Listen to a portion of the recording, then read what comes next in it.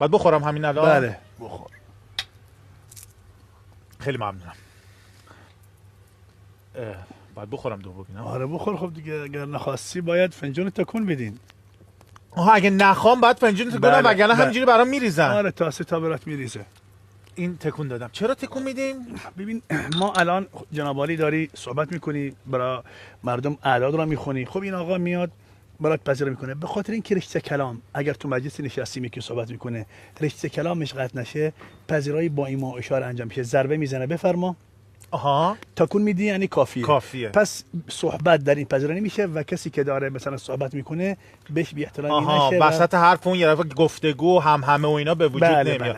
و اگر که من اینو تکون ندم تا صبح برای من قهوه میریزن؟ تا صبح عرضم به حضورت ما رسمش اینه تا 3 تا فنجون. بعد از فنجون سوم دیگه رد میشه و هر فنجون اسم داره. اسمش چیه؟ فنجون اول همیشه صاحب خونه میخوره که مهمان را از سلامتی قهوه مطمئن میکنه. مطمئن بکنه. بهش میگن فنجان حیف. فنجان دوم فنجان کیف که فنجان دوم که خوردین دیگه اون کیف میکنیم.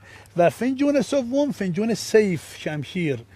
یکی از مهمترین فنجان ها که بعد از خوردن بعد فنجان سوم اون عهد اخوت و برادری را تا حد شمشیر با صاحب خونه میبندیم. به چایی هم اومد. بعد از قهوه تلخ چای شیرین میدیم.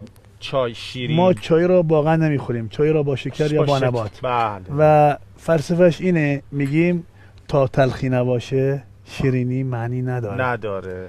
بعد این چرا اینا انقدر کوچولو هن؟ خب ببین ما چای را با فنجانای کوچیک میکنیم به این خاطره که زمانی که مهمان میاد یک بار با لیوان به چای ندیم، کم کم چایی بهش بدیم هم لذت بره هم این پذیرایی ادامه دار باشه. آره.